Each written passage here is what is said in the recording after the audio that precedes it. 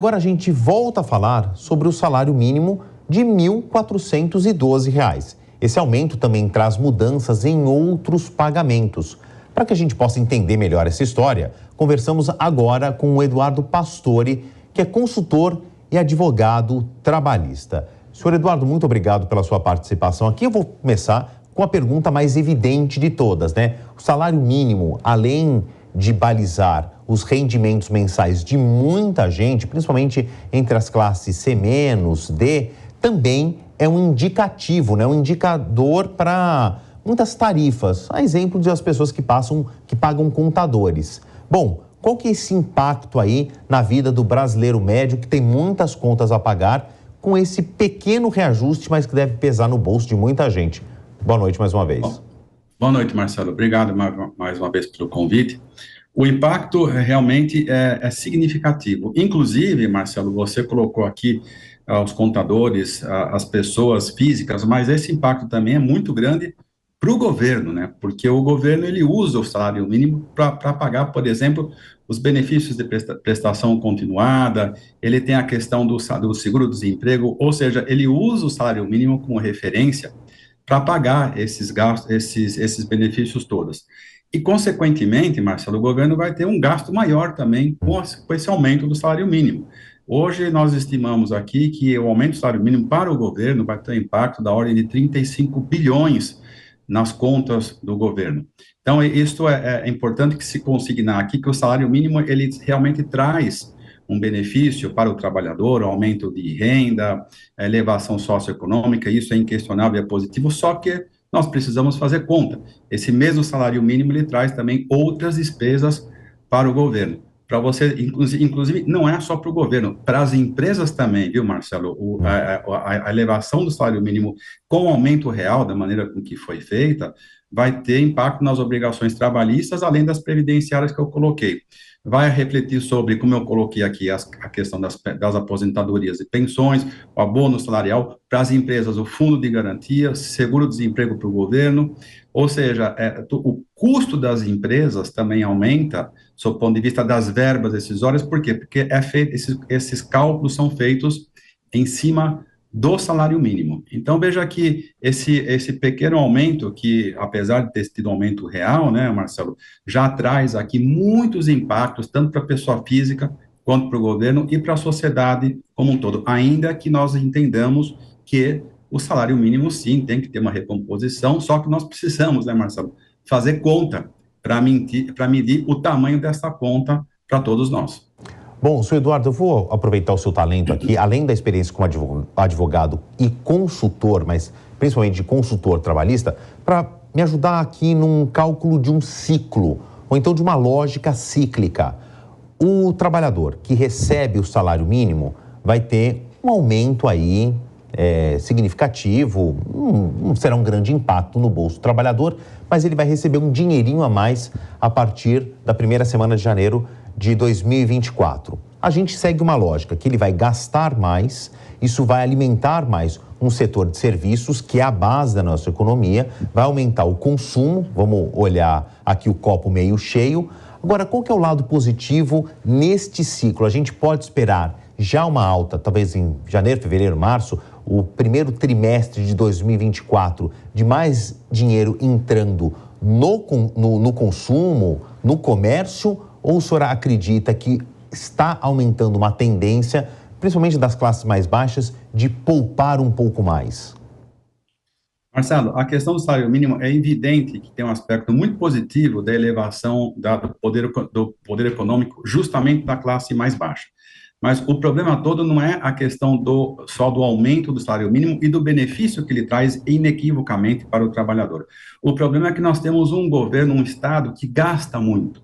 E quando o Estado gasta muito, e como ele vai ter um impacto grande do salário mínimo nas suas contas públicas, o que esse governo vai fazer? O que o Estado vai fazer? A curto prazo, esse trabalhador, como você bem colocou, janeiro, fevereiro, março, ele tem um ganho significativo, mas a médio e longo prazo ele perde. Por que que ele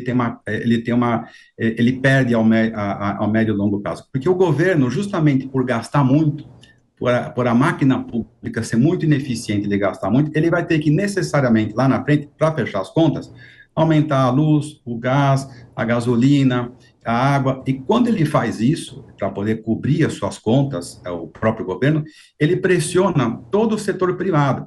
Então, quando ele aumenta gás, luz, como eu coloquei aqui, gasolina, o setor privado é pressionado também a aumentar seus preços, porque o custo do setor privado aumenta.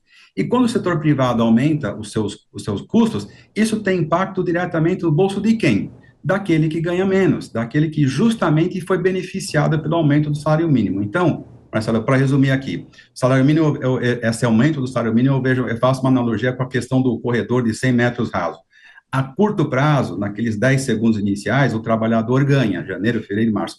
A médio e longo prazo, infelizmente, ele perde, não porque ele não mereceria ter o aumento real no salário mínimo, mas sim porque nós temos um Estado muito pesado, que gasta muito e gasta mal, e para recompor as suas contas, ele vai necessariamente aumentar o preço dos serviços de outras coisas lá na frente, dentre elas, como eu coloquei aqui, gasolina e gás.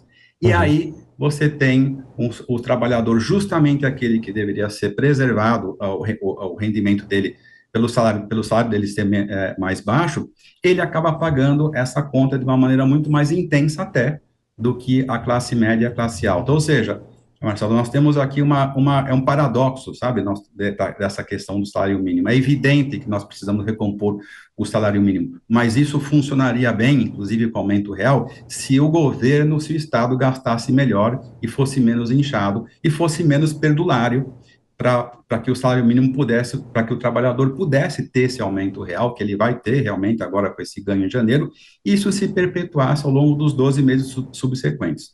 Claro. Sr. Eduardo, então, diante das suas premissas, a gente chega a uma conclusão fácil, simples, né? O trabalhador vai ganhar mais, mas o custo do Estado vai lá no final da maratona, acabando consumindo esse pequeno ganho a mais. Tem uma solução assim, de estalar de dedos, como se fosse um passe de mágicas para a gente sair desse ciclo vicioso a curto prazo? Olha, eu gostaria de responder essa sua pergunta positivamente, dizendo que nós temos uma saída milagrosa, mas nós não temos. A única saída para isso, Marcelo, é nós fazermos uma reforma do Estado. Enquanto nós tivermos uma máquina pública pesadíssima, que gasta muito e gasta mal, aquele trabalhador que é pobre, que recebe o salário mínimo pobre, porque ele tem poucos rendimentos, ele vai se sentir mais pobre no final do ano. Justamente porque o governo que deu para ele o aumento real vai retirar esse aumento dele ao longo dos meses. Por quê? É a máquina que é muito pesada. Ela que consome, inclusive, quase que todos os recursos da iniciativa privada para mantê-la funcionando de uma forma ineficiente e ineficaz. Ou seja, Marcelo, tomara que o ano que vem, em 2024, entre em pauta a reforma administrativa. Se nós não reformarmos o Estado e fazermos ele gastar bem os recursos que nós aportamos para ele, a iniciativa privada, inclusive, você pode dar aumento real que for, o percentual que for de aumento real para o trabalhador, que é o que eu volto aqui à minha analogia. A curto prazo, nos 100 metros rasos, o trabalhador ganha. Em médio e longo prazo, ele perde. O governo que dá, ele retira. Isto ao longo dos anos. Isso é muito perverso justamente para essa camada de pessoas, de trabalhadores, que precisam da proteção do salário mínimo. Claro. Reforma administrativa e diminuição do Estado. É isso que nós precisamos para poder equalizar essa questão do aumento real do salário mínimo.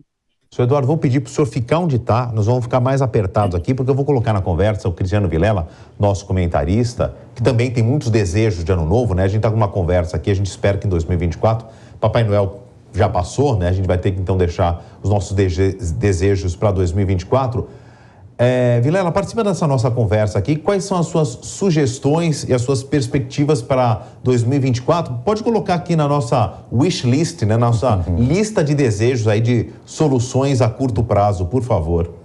Olha, Favalli, eu vou falar para o doutor Eduardo aqui, primeiro cumprimentá-lo por estar com a gente aqui na Jovem Pan hoje, mas eu vou dizer o que nós dois comentamos aqui nos estúdios, um pouco antes dele adentrar ao bate-papo, nós dissemos que é mais fácil, viu, Eduardo, tanto o Favale como eu emagrecermos 10 quilos em 2024 do que o governo cortar gastos e fazer esse tão sonhado corte de gastos e a reforma administrativa que a gente deseja tanto agora no ano de 2024.